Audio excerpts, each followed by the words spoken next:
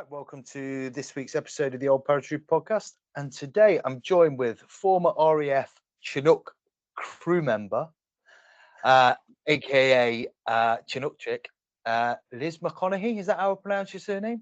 That is correct. Well done. Well done. Oh, I'm impressed with myself with that. Thank you very much for coming on, Liz. Thank you very much for taking the time to come up, especially on a bank holiday Monday. So fair play to you.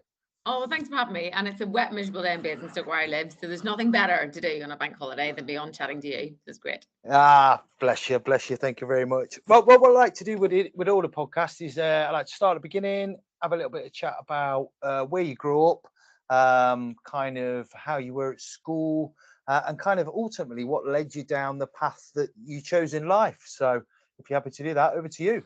Absolutely. Yeah, so I grew up in Northern Ireland, if you haven't guessed already from the accent, which I still haven't lost, despite living in England longer than I lived there.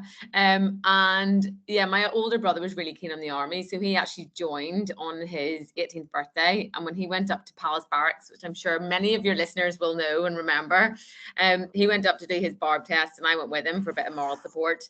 And while he was in doing the exam, I saw a magazine, and on the front of that magazine had a helicopter with a guy hanging out the side of it. And I was like, that's a cool job. I want to do that. So I asked a few questions when I was there. I got accepted to go on to an interview, and then went over to Cromwell and did some aptitude tests. And I was passed all that and started, joined the Air Force on my 19th birthday. And the truth is, Chris, honestly, I don't even think I knew what a crewman job was until many years later when I started doing it. It's such a random job. It's a bit of jack of all trades, master of none. And I guess, you know, the eyes and ears of the pilots down the back. But it took me ages to kind of really understand the full extent of what the job was until I guess maybe Iraq probably was the first time I really understood it. But yeah, so I went to Iraq age 21 and then carried on from there. Wow, I think again, speaking to a lot of people from the military is unless it's either one way or the other. There's a lot of people that know exactly what they want to do from a very, very young age in the military, or there are certain people that just go into it blindly and kind of just, kind of find the way as they go. I was very, very similar with that. I wasn't really planning on joining the Paras, but that's where I ended up. But and obviously it's very, very similar to you. You kind of you didn't know exactly where you were going to go, but that's the route you took. So I think that's really good. I think that naivety almost is a nice thing, because I think you kind of, there's less room for disappointment if you kind of don't really know what you want to do. You just kind of want to bimble towards a direction. I certainly knew I wanted Chinooks. For the time I had actually put a uniform on, I was absolutely sold on Chinooks at that point. But yeah, I think, I had no background in the military at all. So first generation of signer-uppers.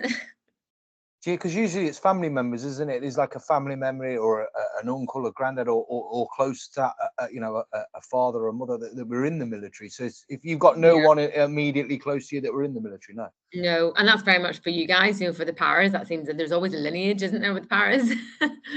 Yeah, there is a little bit. Like my uncle was in, and my granddad's and a couple of other uncles. My dad not, but yeah, it's kind of like not necessarily the Paras, but the military, So I was always kind of planning on joining the military at some stage, but for what, I don't know. But yeah, like I say, there's usually with most people some sort of factor that makes them join. So to just go down on a whim and join after seeing Chinooks and that, but fair play, Chinooks are quite pretty little things, aren't they? They're quite handsome, a Chinook. I like a Chinook. It's the beast of an aircraft. Pretty little thing is something I've never heard described as. More like the flying death banana is one of the nicknames. The contra-rotating death banana is another one. Bit of a workhorse, yeah, but I love it. I think out of all the aircraft that the RAF operated at the time, which was the Chinook, the Puma, the Sea King, and the Merlins that just come into service, I nearly got posted Merlins, and I was saved by the skin of my teeth and got sent Chinooks. And it is just, if you're going to be, a bear, be a grizzly. It's one of my favorite sayings. And if you're going to be a crewman, my God, work on the biggest helicopter that can do the most stuff and fit the most stuff inside. So I was really lucky that I got my dream and got to go to Chinooks. No, absolutely. I love the sound of them. You can hear them coming from a mile off. That double sound of the radio is absolutely. And I've been lucky enough to in my time, I've jumped out of them a couple of times as well. So that's an experience as well. It's a much better experience than jumping out of a C-130. I can assure you of that.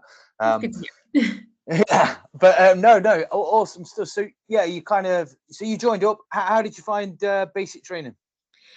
Yeah, again, coming back to that no military experience, it was a steep learning curve for me. I was one of only 3 females in my course, and I mean that was pretty back in the day, that was 2001 when I joined, and there still wasn't that many females in the military, especially in the aircrew world.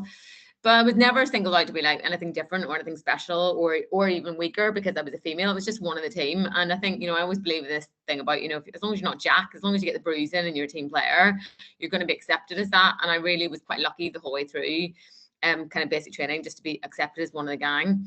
And then after that, when I got to the Chinook OCF, which is the Chinook school, I was the only female by that point in my course. And again, we just said there, the Chinook is a beefy aircraft. It's a manned aircraft, and all the kit that we fly down the back with is heavy stuff. But I think I learned really early on that, there are certain things I just could not do as quickly or, as efficiently as some of the lads, because I just couldn't pick up the underslung load drops the same way as they could. But I could still do it. It just took me a bit longer. And then I realized even when we put vehicles inside, I could shimmy down the side of the vehicles much quicker and like get underneath them because I was a bit smaller in frame. And I think that's when I learned like the key to any team is diversity. And I think that's what the forces are quite good at, is embracing all those people from different backgrounds, different sizes, different shapes, because we all bring something to the party. So I was quite lucky in that respect. And again, the whole way through my career, I've never wanted a fanfare doing my job because as soon as you start going, oh, isn't she good because she's a crewman and she's a female? It's almost like saying you're not capable in the first place. So I've never wanted a red carpet or anything like that rolled out for me. I just want to get on with my job and be the best person I can at that job. So yeah, it's quite lucky through basic training. Yeah, no, well, I can relate. My fiance, she's a firefighter. I'm a firefighter as well, and she's so she kind of she gets a real bee in a bonnet when people say stuff like that. Oh, you're only here because you're a female and stuff. And she passed the same test as I did, but you're quite rightly there. She accepts, and so do I, and so does everyone else as part of the team, that everyone's got different physical limitations.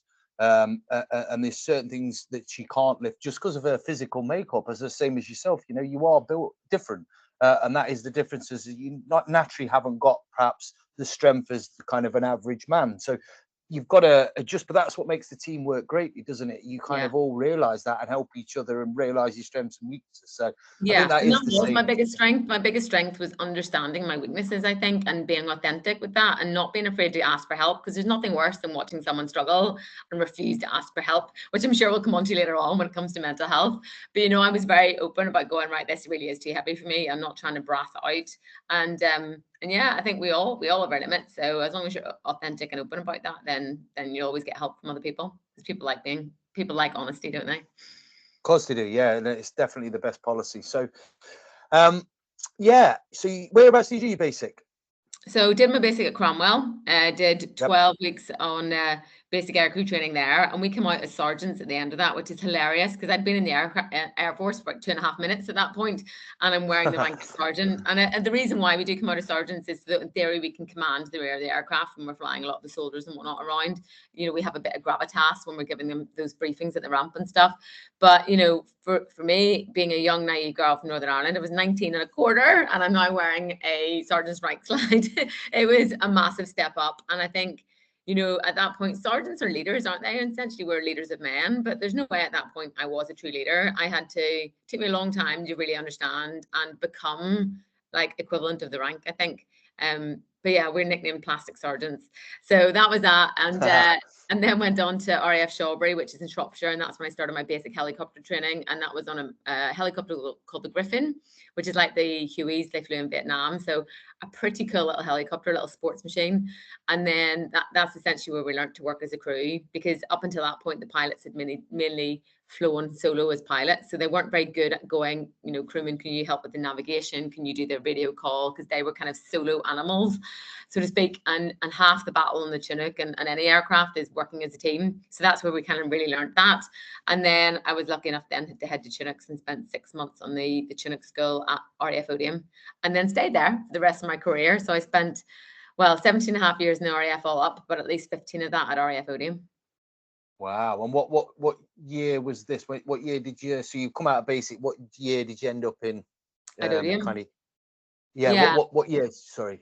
So I had it was I give them away my age now, but I got to RAF Odium for I actually had my 21st birthday when we were on the Chinook school. So that was 2003, and then headed straight off to Iraq. So I was the youngest air crew to ever go to Iraq at 21, and Yeah, so again, when it comes back to that steep learning curve, you know, I was still really a babe in arms, and here I am in a war zone. But again, by the time I got there, which would have been tail end of 2003, that summer, the war fighting had finished, and a lot of the stuff we were doing in Iraq in the early day, or certainly when I was there, was routine tasking and moving, you know, a lot of the supplies, ammunition, soldiers around the forward operating bases from Basra. And, you know, Shaiba, if anyone's listening to this and remember Shaiba, where the field hospital was, it was called Shaibitha. You know, it had become a bit of a party town for a while, Basra. You know, we had 2 bars there, one of which was called the Camel's Toe, which was hilarious. And it didn't feel like war. You know, we were kind of there, sunbathing, moving people around, and none of it really felt that tasty at that point. Obviously, then after that, we pulled out and headed off to Helmand. But in the early days, certainly it was a good place to cut your teeth, but without the getting shot at every single day. Yeah, no, absolutely. Well, I was down in Shaiba a bit after that, 2004. I'd left the military by then, but I'd gone into the private security sector, and I was down in kind of Shaiba and around there with a close protection company. Yeah. Before kind of moving north from that. But yeah, you say that obviously the war had finished, but it's still, there was a real threat of like surface to air missiles. IDF, yeah. And the place got malleted. Like, we left in 2005 and we then hit Helmand, but there was still a war happening back there. And, you know, I'm not naive enough to know, you know, the Merlins to go from us. And there was even some RAF regiment guys there was one guy got killed in his bed from an IDF attack in Basra. So it was still ongoing. We kind of missed it a little bit with just our timeline. But I think what a lot of people didn't realize that, because there was so much focus from the news at that point on Helmand, like British troops are now being injected into Helmand. It was a great new headline, that people forgot there was so many people still in Basra getting hit all the time. Oh yeah, 100%. Well, it became lawless. You can Yeah. argue up until the war, you know, Saddam had some sort of control over it, like Yeah. not necessarily in the correct way, but everything was kind of pinned down, and he had his rule. And then as soon as he was taken out of power, every insurgent sort of group under the sun tried to take over, and there was a big power struggle. And it just became lawless, didn't it? Yeah. It was all bets are off, wasn't it, for a while? Definitely, and like you say, it was just that so that it happened that Afghanistan kicked off sort of 2005, 2006. It started to get really tasty, didn't it? Down in there in Helmand province and stuff like that. Yeah. The Iraq just kind of got, it was like old news. Mm. And like you say, there was still people getting killed left, right, and centre. Certainly on the close protection side, certainly on the US soldier front as well. But it Yeah. kind of, obviously we didn't have a massive amount of Brit soldiers. I mean, we had some up in the bag, probably on diplomatic jobs and stuff, but we were more down south, weren't we? Which, like you say, was a little bit more quiet. Yeah. But Yeah. yeah, so you went over to Afghan. How was that? Because I went on the early tours of Afghan, so like the ones in Kabul, and I'm always quite completely honest with that. They were fairly uneventful. There was scope for stuff, but it wasn't like the tours that the guys went on and girls went on in Helmand province. So Yeah. yeah, talk me through your first experience on one of those tours. Oh God. Well, again, kind of whenever before we went, we had to do no aircrew could go to Helmand without completing the escape and evasion course. So, you know, the interrogation course. And I kind of Yeah. knew that there's probably a very good reason we didn't have to do that. It wasn't a mandatory course for Iraq, but it was for Helmand, which made me think, well, it's not going to be Kansas, is it? There's a reason why we're having to do this course. And then we had the miniguns fitted. Now, up until that point in Iraq, we'd had the M60 fitted, which is an American weapon that, again, they had on the Huey helicopters in Vietnam. And it's an American weapon because the Chinook is an American aircraft. So that's because I always get asked that, why did you have an American weapon and not a GPMG? But it's because it was an American aircraft. And I mean, the M60 has a fire rate of like 200 rounds a minute or something. It's not much. Whereas the minigun has 3,000 rounds a minute. And we fitted the minigun for Afghan. And I remember thinking, well, you know, why the hell are we fitting these weapons? It's not going to be, you know, quiet out there. But it was. And again, in the early days, we got to Helmand. We were based out of Kandahar Air Base, and the Yanks were there. And you know what the Yanks are like at war. There was a Pizza Hut, the boardwalk, there was the green bean. It just didn't really feel like war. And Camp Bastion didn't exist. So we were basically underslinging and taking loads of stuff internally across the Red Desert every day as a part of our tasking to help build Camp Bastion. So I kind of watched Camp Bastion built up out of the ground. And even in the early days, you know, we held a MERT down there. So we did have an IRT, an immediate response team with the MERT medics on the back, because obviously there were British troops on the ground. But I think most of the force protection done at Bastion when it was being built were paras in the first days. And then we started to, obviously Bastion was created, then we started to inject all the troops into the Helmand Valley, and that's when it got tasty. From, as you said, about 06, 07 onwards, you know, that's where Kajaki, Musa Kala was getting malleted, Noizad, it just got more and more kinetic. And it stands to reason, doesn't it? The more boots on the ground, the more IEDs are going to get stood on, the more bullets are going to fly. And not just did we start to get shot at more routinely, but the merch shouts got messier and messier. And I think that's kind of when, certainly by my third det, it was pretty tasty out there.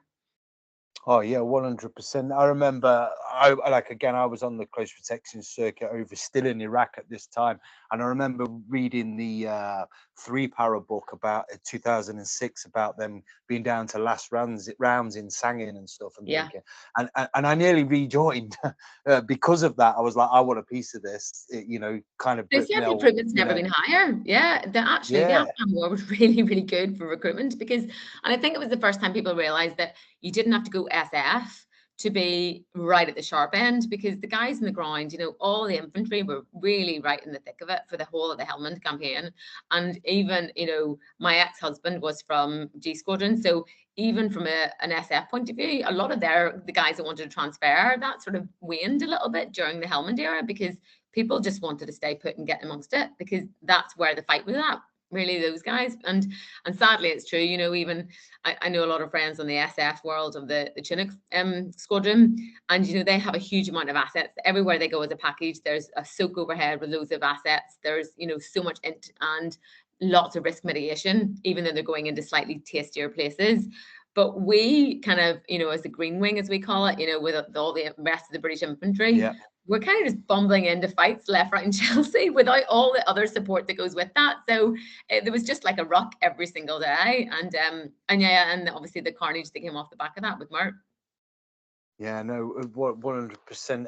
Again, like you say, they do, and I think that's only since these conflicts have kicked off that the SF world get the support and the kind of budget that they get now. I know it didn't always used to be that way, and it's the same for the Green Army as well. I think now, because of these conflicts, I mean, you're probably more current. Well, you are more current with military stuff than I am, because I've been out since 2004. But the kit that they get now, like, it makes the stuff that, like, I wore when I were in look like, you know, the boots used to fall to bits when they got wet. Whereas the kit that they get now, and obviously still got a lot of friends, say similarly to yourself, got a lot of friends in SF units, still a lot of lads in Power Edge that I know, and the kit that they get, the boots that they get, I've tried to get some of them to tap me up for a pair of boots so I can use them. I still got mine. I left. I kept mine because we did a pretty good kit by the end of it. But and it was certainly better than Iraq. Even like our combat body armor, you know, we used to have the CBA, we had the combat cardigan, which was like Velcro together, and then I remember, spray. And I think we got Osprey before a lot of the ground troops, and it was just totally wrong. I remember standing at the ramp and thinking, I'm embarrassed to be standing here with better body armor than the guys going past me into the fight. And thankfully the rest of the British Army caught up pretty quickly. But obviously we had the Falklands campaign anniversary recently, and I did a couple of deployments down the Falklands, and I did a tour of Tumbledown, and I remember just looking at the babies' heads in the ground that the guys were fighting down there, and you just think, you know, it doesn't even compare. The kit that they had and the conditions they were fighting in were incredible, and it was a huge kind of leveler for me, really, because I don't know which threat would be worse. I don't know if it was worse fighting a war like that with really, really poor kit in really tough conditions, or what I guess the soldiers faced in Helmand, which was like an invisible enemy of an IED. You know, yes, you might have all the kit in the world, but how do you defend yourself against that invisible threat? It's extremely difficult. So honest answer is that I don't know which one I'd rather have been, but both were a man's test for sure.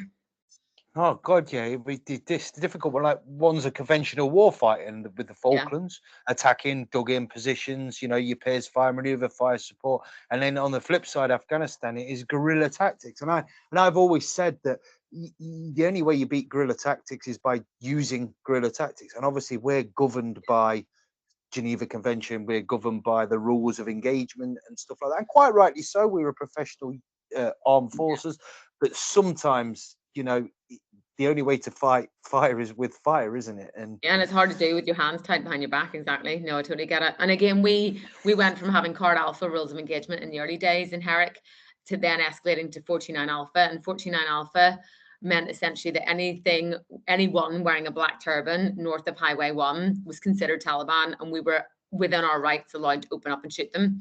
And that in itself brought a huge amount of kind of like moral conflict, I guess, in a lot of people, because some of the crewmen, and especially the Americans, became very gung-ho in that respect and just hosed everything down. And I've always been a bit of a believer in, like, you pull that trigger, it takes seconds, but you have to live with consequences for the rest of your life. So I always had this sort of internal rule of engagement where if I get to the point where it's him or me, then it's going to be him. I'll know when to pull that trigger. And if it's a point of, you know, everyone on my aircraft may die if I do not open up now, that's my time to open up. But some of the guys were just out to get kill numbers up, and I thought that's not what this is about. It's really not. And you know, we were not an attack helicopter. That's what the Apaches were for.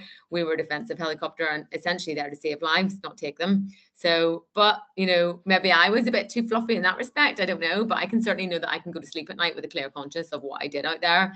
And I've had to open up plenty of times in anger. You know, I've had my fair share of being shot at and having to shoot back, so I got my adrenaline hit with that. But I think, you know, then things de-escalated a lot and it went back to Card Alpha. And Card Alpha is a really hard rules of engagement to play under. Like we said, it's basically like handcuffing us, because, you know, you'd have an RPG sort of aimed at you.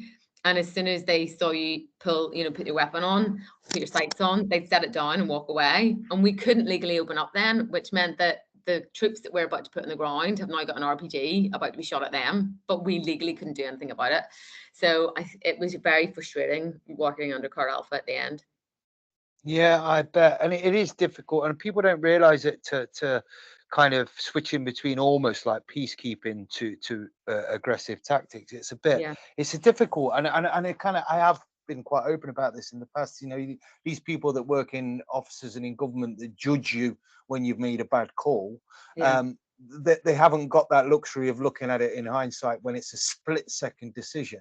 And touching on what you said there about the kind of like people wanting to go out there, you're always going to get people like that want to go out there and like warmongers and want to, you know, kill people and stuff. That's the nature of the thing, right? But personally, I agree with you on that, and I've said it before. When I was working anti-piracy, I was banged to rights on numerous occasions when I identified weapons with pirates in boats where I could have opened up on them, but I have to live with that.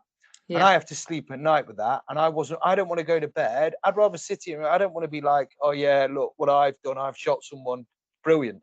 I'd rather sit here now and say I've never shot anyone because I didn't have to.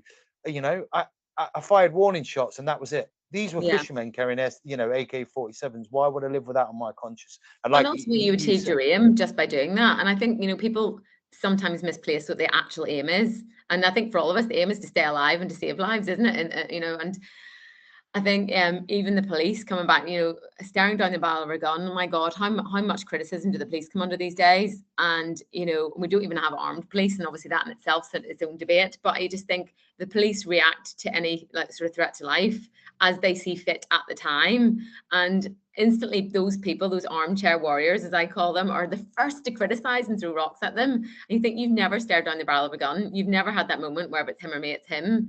And they are I mean, even from all the stuff last week in London, you know, just so many people criticizing how the police react to stuff. And you just think, you know, I always feel for the police because they can't win. They're damned if they do and they're damned if they don't.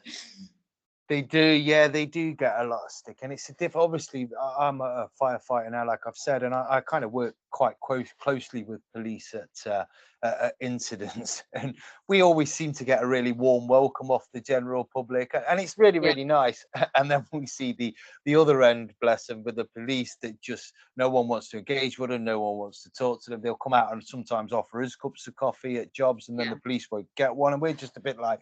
So it is a thankless task being a police officer, and I do feel for them, and I think they do a wonderful job. But again, the armchair warrior bit is people that sit there and criticize when they've never been in a split-second decision where they've had to call it life or death. And to a certain extent, when you hear of all these incidents where someone gets shot by mistake, I think that has to be taken into account. There are cases, obviously, where, without getting too political, where people have actually done stuff that was wrong, but there's other times when it's been blatantly a mistake and or the wrong call, but they shouldn't necessarily be judged on that. They're not a bad person, you know. Yeah, I totally agree. So so how many tours of Afghan did you do? So I did just 2 racks and then 10 Helmands, and just the 10, just the casual 10. Just the 10. But again, Well, we used to joke at the end. I was like, I should buy property out here. I'm here that often, and yeah. But you know, we didn't do 6-month tours like that you guys did. We did 3 months at a time, which, to be fair, was long enough. But we had to limit it to 3 months because we then had to come back to the UK to keep our emergency currencies here in the simulator back in the UK, and that is Right. basically practicing all the stuff in the aircraft that could go wrong, which you can't simulate in the air. You can't just like turn both engines off for the sake of it. You have to do it in the simulator. So we had to kind of limit our deployments to 3 months at a time. But it meant that you basically do 3 months out there, 9 months back in the UK, and 3 months back out there again. So you didn't really get a chance to switch off, because you know what it's like yourself. You know, you come back from a det, you have a bit of poddle, a bit of time off, and then you're back into like a couple of the UK exercises, usually on Salisbury Plain, a couple of air assault, 16 air assault brigade exercises, some, you know, up to West Frew or something like that, and maybe a lot of stuff in Salisbury Plain, staying in tents. So it's not exactly luxury. You know, everyone says the RAF only stay in hotels. I do not stay in hotels. I've not stayed in hotels in my career. But then you'd be straight back into PDT. So you'd be on that workup cycle again to go back out again, because, you know, our dust training and our currencies for det didn't last the whole way through. So we had to go and repeat all the same PDT stuff every time. So although the dets were 3 months long, it probably took up about 5 months of your year just prepping for that det and doing the det. So yeah, 10 of those in the end. And I say that brought in itself, I guess, I talk about it a lot. I do lots of motivational speaking and stuff now, and I talk about that normalizing of danger that we had, because we were getting shot at every single day when we were going flying at one point in Helmand, and it became really quite normal. And, you know, that was because we got exposed to it quite slowly, I think. Well, certainly I did. There was lots of crewmen who came behind me who were straight out of training, straight into the middle of Helmand, and it was a bit more shock and awe for them, which actually led to a lot of PTSD with them, especially the MERT stuff we were picking up, because they, you know, were in university one year and the following year they're picking up bits of bodies. I kind of normalized into it slowly. So it's a bit of a double-edged sword, because that normalization of danger and trauma, you know, certainly by the middle of Herrick, we were picking up regularly, you know, back-to-back MERT shouts, you know, multiple casualties, you know, lots of T1s. So they, you know, pretty bad way, but we kind of normalized that as well. And my last det, we picked up an American actually, and I remember being given his foot in a clear plastic bag. This American had died. I was given his foot in a clear plastic bag, and I just set it at my feet like it was the most normal thing in the world. And I think, you know, that's how much we kind of become immune to the stuff we were picking up. And certainly I actually did a talk at the SF Club in London a couple of weeks ago for your guys, and I was recalling the story that my most challenging kind of morally day on MERT was picking up some paras who'd been shot in the head and were fighting for their life at my feet. And we also picked up the Taliban soldier at the same time who'd shot them. So, you know, watching that come on the back of the ramp, it definitely left its mark on me. There's no two ways about it. So, but yeah, 10 dets. I'm not unique in that respect. There's probably another couple of crewmen who are up there about the same number, because the Chinook force was, you know, it was the aircraft of that campaign. It was the workhorse of Helmand, and it endured throughout the entire campaign. So we were there at the start and there at the very end. Well, I suppose in a way, because it's like a unique role, isn't it? It's like, obviously there's a lot of paratroopers, and, you know, there's a lot of infantry personnel from different units, but there isn't that many Chinooks or Chinook crews. So you that's probably why the frequency of your tours, and you kind of bounce it back, and then you're on pre-tour training, you're on, you know, post-tour leave, and everything else. So it is, and you never really, if you're not switching off, then you're not giving your body time to recover, are you? And you're also not actually coming to terms with the effects. And 10 sort of tours, I'm assuming that was obviously over 10 years then. So one 3-month tour a year. Yeah, and the odd one where I missed, because I was doing an instructor. I went to become an instructor one year, so I missed a det, and then somebody else was short on one of their dets, so I went and did an extra one. So, and I think coming back to that thing about, you know, being in a small team, you know, you still have to have 4 crew on the Chinook. You still have to have 2 crewmen down the back. So if I'd have ever gone, oh, I can't go this time, I've had enough, somebody else has to go in my place, because they can't run light. They still have to have those 4 people in the Chinook. So somebody I know very well, like it'll be someone that I'll know from the squadron potentially, and it'll be someone who's probably wife and kids I know quite well. And there's no way on this earth I was ever going to say, right, I'm not going, and someone else can go and potentially take a bullet meant for me, or see the things that I was going to have to see. Because you're basically like, you know, stuffing your mates over there. So I think most of us went every single time we were asked to go, because nobody wanted to let the side down. So And, yeah, and it's what you train to do, isn't it? And I've yeah, always said this before with any role. If you join something, and 9 times out of 10, that's what you want to do. Whether it's the military, I yeah, come back to me being a firefighter. It's like never going in a house fire. I still get a buzz off it. It's someone's worst day, and I feel for the people that's house it is, and and if they've lost a loved one, it's horrendous. But for us, when that call comes in, it's what you want to do because it's what you're trained to do. It's the same absolutely. sketch to do, and you don't want to let you. That's the biggest part that I take away from all these professions is the not wanting to look at a muppet in front of your crew. Mhm. When it comes to drilling and doing exercises, you want to be the best you can be, so you don't look at an idiot in front of your crew members, and you don't want to let your team down. That's Yeah. massive, isn't it? Yeah, and coming back to that timeline thing, I joined a week after 9/11, so I was really lucky with the slice of time that I got, and that allowed me to go to Iraq. I saw the Herrick era, and then I actually left not long after that, about 4 years after we pulled out of Herrick. So I look at a lot of the guys and girls joining up now, and even some of my mates who are still in, and they've done nothing for like the last 10 years. There was Mali, which was like basically like long flying days, just moving kit around, and there's been nothing tasty that even compares to Afghan since it. So, and I'm not some kind of war junkie, but like you say, you joined to do a job, and certainly I feel very privileged to have been part of that campaign. Certainly coming back to the MERT thing, it's an absolute honor to be part of a soldier's last journey off the battlefield. It always was, and it's still the biggest honor and privilege of my entire career doing that MERT role. It'd be so easy, I think, when we look back at Herrick, to think about the loss. But and certainly from my point of view, I never lost like my husband or my brother or my father in the battlefields, but we saw everyone's husbands, fathers, brothers on the battlefield that were lost. We saw the collective loss of that campaign. But I think it'd be too easy to focus on that and not remember how much positivity we brought, in the area itself. And also, how many people, yes, they came back in various forms, but they still came home, they still survived. And at one point in Helmand, it was the only place in the world where you could survive a non-survivable injury. And that was because of the medics that we flew down the back of the aircraft. It was a flying operating surgery at one point, and it was incredible what they could do.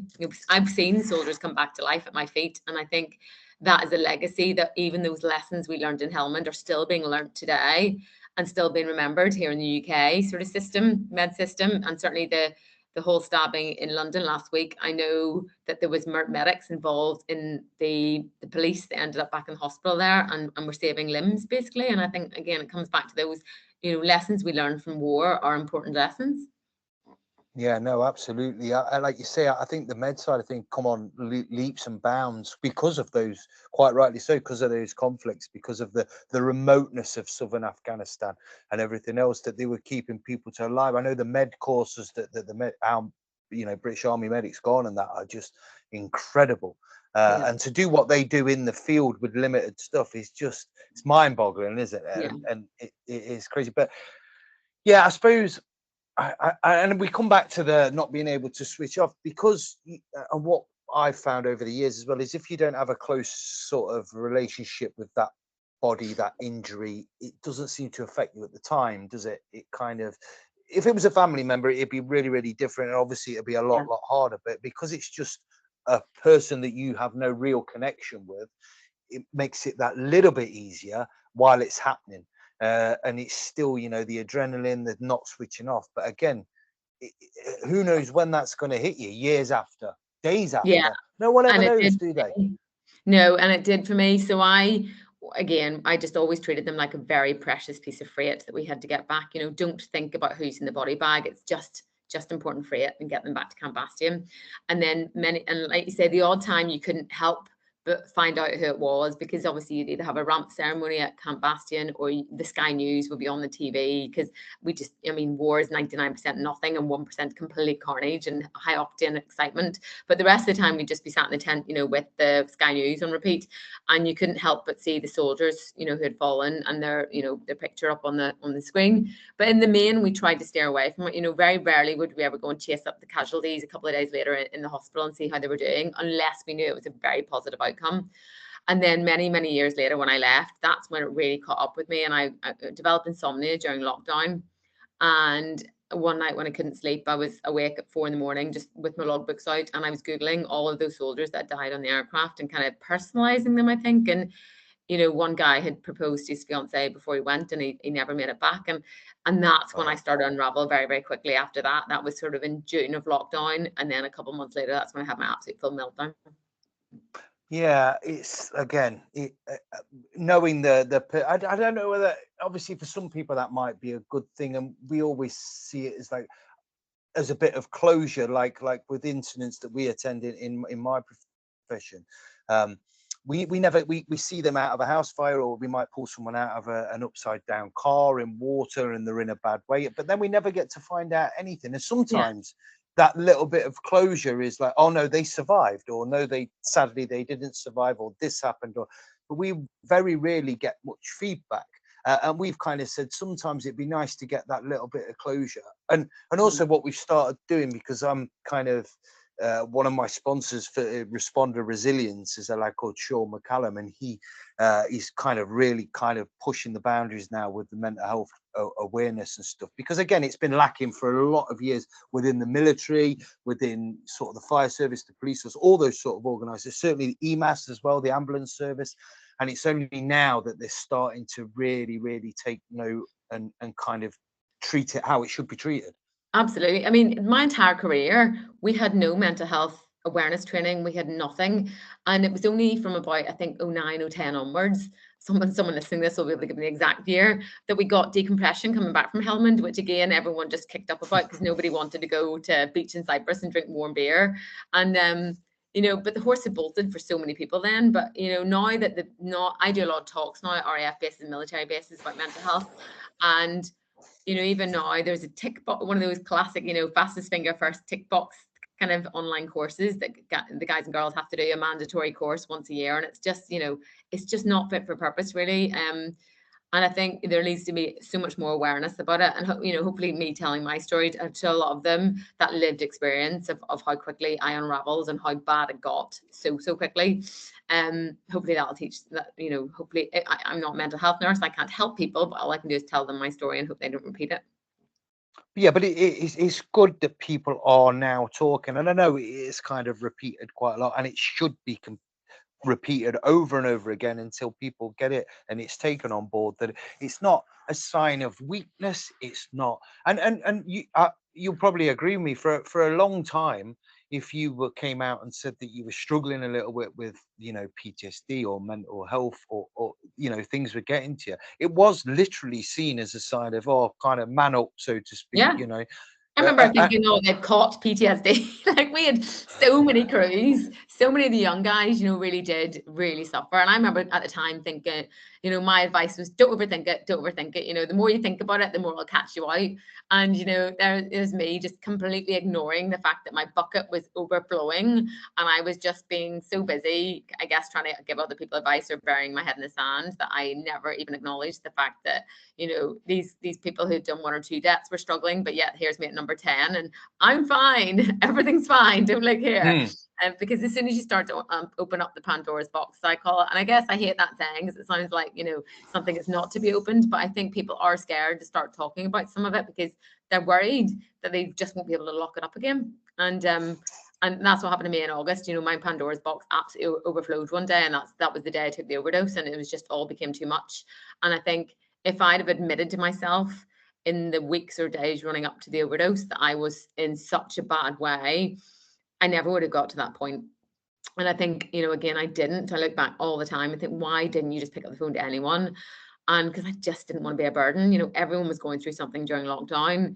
And, I think certainly when you're female in a very male dominated world, and it was a pressure I put on myself, it was never put on me by any of the lads, but I didn't want to be that, like, the girl crying around the back of the tent, or, the needy chick, and it all came from inside me, that pressure. And again, coming back, you don't have to be a woman in a male world to feel like that. You could be like the only veteran on your team.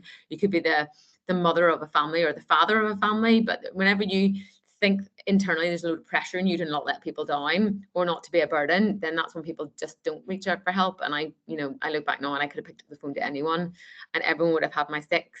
But instead, I just tried to suffer through it alone. And then that's when it came to catastrophic failure. Yeah, hindsight's a wonderful thing, isn't it? And it's when you look back, and I'm guilty of that myself when it comes to, and please don't judge me on this, but it's like when you look at some people that have come forward and have said, "Oh, I've got PTSD." You look at what they've done and think, "Oh, how have you got PTSD from that?" And I Yeah. have done that before, but Yeah, me what too. I have actually learned is that like that we are all different. Your perspective Yeah. and my perspective are completely different. What affects you might not affect me. What affects me might not affect you, and vice versa.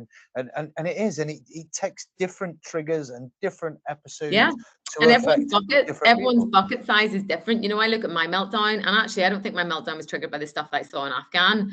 I then obviously come out of the forces on a med discharge. So I've been taken, you know, out of the job I absolutely loved. And I think it's fair to say all of us, you know, we don't put the uniform on for the money or really the Mm, lifestyle. Most of us do true. it because we have that need to serve and that identity that comes with that and that sense of purpose. And that was ripped away from me quite quickly with the med discharge.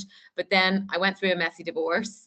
And that meant the moving house as well, which most of the time, you know, anyone listening to this who's gone through a divorce, 9 times out of 10 leads to you moving house. Yep. And also was really struggling to find a job I really loved again. And I'd lost a friend to cancer, another crew girl. So it was all those dominoes that were toppling in my life that then broke me. It wasn't necessarily the stuff from Helmand, but what the stuff from Helmand had done was essentially fill my bucket up with concrete about 3/4 of the way. So all the stuff I was pouring in on top of that didn't have far to go until I kind of crumbled over the top. So I think you're right. Everyone's bucket sizes are different. Everyone's buckets, some people's buckets get emptied more often than others. Some people's got leaky buckets. It's just everyone is different. And I now understand that. Yeah, and like you're quite rightly so. I got divorced about 5-6 years ago, and I know I've got friends that have been divorced, and that hit. And the one guy in particular, he's done pretty much everything, you know, there is to do when it comes to military. He's been SF for a lot of years and everything else, and that stuff didn't really, well, at least he thought, didn't bother him. And then it Yeah. was the trauma of like splitting up and various other things that then kind of really kind of effective. It's almost like a trigger for it, you Yeah. know. That is the weird thing, and it's kind of weird how that kind of comes about, isn't it? The human brain is such a complex thing when it comes to trauma, and like I say, this Yeah. guy Sean with the responder resilience, he's doing great things for the fire service and outside the fire service with getting people talking and identifying and making you almost remember stuff that you didn't even know that was a problem, you know. Yeah. And it's like, you know, when all that stuff happens, all your tectonic plates, as I call them, move at the same time. And we all need something stable to stand on. So when everything starts moving at once, you know, unless you've got a pole in the middle to cling to, that's something stable, that's not changing, then life can get pretty unstable very quickly. And I think that's what happened with me. You know, all came within a couple of months of each other, and I didn't have anywhere stable to stand anymore that felt familiar. And that's, you know, that's when a lot of us, because it comes back to that hierarchy of needs. You need to feel safe at night in your own bed space, and you know, if everything else is unknown, that can be very hard to find. So yeah, no, I agree totally. So you kind of you've seeked help, and I hopefully you're on a lot better road now, I take it. Yeah, so after the overdose, I was again very lucky that I survived that, because I took 95 amitriptyline, and I really shouldn't have survived that. You know, I do talks in audiences now, and I've met a lot of GPs doing that, and a lot of them have said, Liz, you really shouldn't be alive. So I'm very lucky in that respect. I often wonder if maybe the crewman job, which I thought was my reason for living and my reason to be on this planet, was maybe just a prequel to all the other stuff that's come since then. Because now, after coming out of that, I went straight into the veterans mental health system and was straight in with PTSD counselling. And then as part of that, wrote the book, very cathartic experience of just putting my thoughts down on paper. And it literally took me 3 weeks to write the book. It was stored on my laptop, and no intention of anyone ever reading it. It was basically just, you know, get thoughts out of my head kind of process. And then my best mate said, can I read it? So she read it. She's a civvy, and she said, it's really good, you should send it off and see what happens. And it was just complete chance that I sent off. Then it got published by Pen and Sword in 2022. And it went bonkers after that. It basically went bestseller overnight on Amazon in the military and Air Force category. And I just couldn't believe it. I thought, well, all my friends and family have bought it now, and it's still at #1. And I was like, this is weird. And it just kept snowballing from there. But the biggest, most positive thing to come out of the back of the book really is that it's now catapulted me into this ambassador mental health kind of stuff that I'm doing for the forces, and just for generally most blue light, and even further afield. You know, like people struggle, you know, all humans struggle. And I think I'm quite authentic with my mental health now, certainly on social media, and it's not always good. You know, I'm some people might look from the outward in and go, oh, she's living her best life now, doing all these crazy, amazing things. But I still struggle every so often, and I'm really authentic in that. So to be able to help one or two people, you know, with that every day is great. You know, so many people have contacted me after reading the book and said it's helped them in some way, or it's helped them identify something in a friend or a partner. But yeah, you know, it proves that PTSD can be a chapter of your life for sure, but it doesn't have to be your whole life going forward. You know, you can absolutely, with the right people, love and support around you, you can move on from it and put life back together, just like a broken leg. And I do really believe that, but I think you have to want to get better. And I think sometimes it's too easy to label yourself as, you know, the classic broken crayon or the forgotten soldier or the, you know. And I think sometimes, you know, you don't have to carry PTSD around with you like a ball and chain. You really can recover from it. It'll still bite you every so often, but just like we have shit weather days, you know, it's going to come back every so often. There's going to be a couple of clouds, but in the main, it can be pretty good. But it's about maintenance, isn't it? Again, and that comes to, we talk a lot about maintenance and like changing the subject a little bit, but like yoga as you get older, for example, I am literally like as flexible as lead. I think I'm literally, and I keep getting told to do yoga and maintenance and service in your body, so to speak. And it's the same for the mind. And if you're kind of been through the experiences that you've been to, and a lot of servicemen and women have, you need to almost keep the maintenance up with your mental health. Whichever way you do that is down again, and it's personal preference how you do that, whether it's meditation, whether it's through counseling, whether it's through, I don't know, hobbies, gym, keeping yourself active. Yeah. There are numerous different ways of doing it. And again, all these things now are kind of, and thank you to yourself as well, are being openly explored and publicized. And I think it's only a good thing. But again, you're always going to get critics. And someone did say to me once, it's a fair point, that you know you've made it or you've done so when you start to get haters. So that's all good, isn't it? You know what I mean? Yeah, The haters exactly. you know what I mean? Yeah. So I haven't had any haters yet. So obviously the podcast is not doing that great. So that'll come now, I'm sure. But you are right. You know, everyone needs to find their something. And I believe in movement for mental health, and running was my coping mechanism, you know, pre-lockdown. And there was the one thing I think kept me intact the whole time I was in Herrick was I was like the Forrest Gump of Camp Bastion. At one point after a shit day on work, I'd come back and just run and run and run. But I think, you know, everyone's got to find their thing. I've tried meditation and it really doesn't work for me, but it works for so many other people. I'm quite jealous of them, really. But if you, as long as you can find something, you know, some people might find it in writing like I did. Some people might find it in music or whatever, even golf. But as long as you find your one thing that helps you empty that bucket every week or even every day, then do that. And you need to find out what that is. It's not going to be the same for everyone because we're all different. But yeah, make sure you keep doing that. And like you said, it's maintenance, isn't it? Yeah, no, 100%. My partner, she's big into the meditation. I have tried it, and then my brain goes off at a tangent. I've been quite open about I've got ADHD, so my brain literally goes off. I have very little filter. I've done really well. I've not said anything offensive on this whole podcast. So I usually have to edit them heavily. Offensive. Yeah, I'm probably the least PC girl going, I have to say. But yeah, usually it's me that says something. No, yeah, but so there's certain things that work for certain people, and like I say, it's finding that thing that works for you and maintaining it, you know. So what's your book called? What's the book? The book is called Chinook Crew Chick, which is a bit of a mouthful, especially for radio DJs. I've done a couple of interviews and they always struggle to say it. But yeah, Chinook Crew Chick, and it's on Amazon. There's paperback as well now, and it's also an audiobook, which, funny enough, an ex-3 para guy called Hugh Kerr, that some people listening to this, he helped me record it because I did a podcast with him, and he said, do you want to borrow the studio for the audiobook? So I read it myself, and it's honestly the hardest thing I've ever had to do was read your own words. Not because they were all big, there's not too many big words in it, but it was quite emotional. Some of the chapters were very hard to get kind of through, and I had to re-record a couple of bits. But so that's all out there. And then I'm on social medias, Chinny Chick on Twitter against my better judgment, or X as it's called now, and I'm on Instagram and LinkedIn, etc. So I mean, that's all taken off massively as well. I'm quite lucky. I've got the best followers. So coming back to that hate thing, I've been quite lucky. I've got a pretty good bunch on there who are always pretty supportive. No, brilliant stuff. I do know Hugh. Yeah, H Hour podcast, isn't it? It's yeah. I know you. He's ex 3 para, I believe. He is, yeah.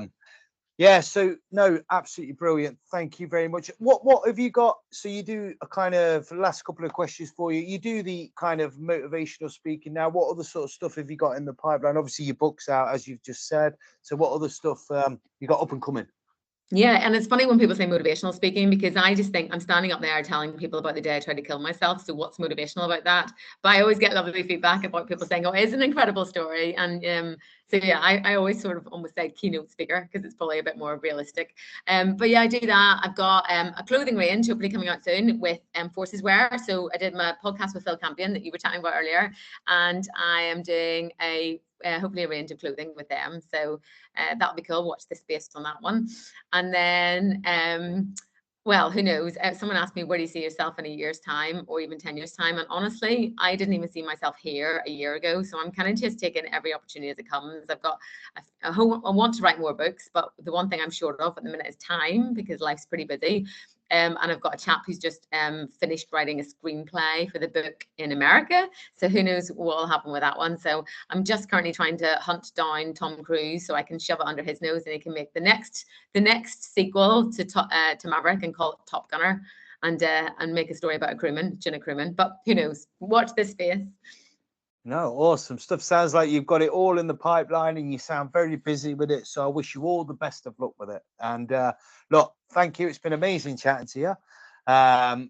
Yeah, I'll have a quick chat with you off air in a second. But no, please go enjoy the rest of your bank holiday Monday. And hopefully the sun's come out. I'm not going to rub it in, but the sun is out here. It's quite It's beautiful. not. But I'm on nights. I can't even enjoy it because I'm on nights. Exactly, you're starting work, so I'm off to the I pub know. because it's wet here, so I might as well just go to the pub. Yeah, fair play to you. No, but honestly, it's been brilliant talking to you. Yeah, I'll have a quick chat with you off air in a second. But again, thank you very much for making the time for the Old Thanks so Paratrooper much, podcast. Chris. Thank you. Bye. Thank you. Bye-bye.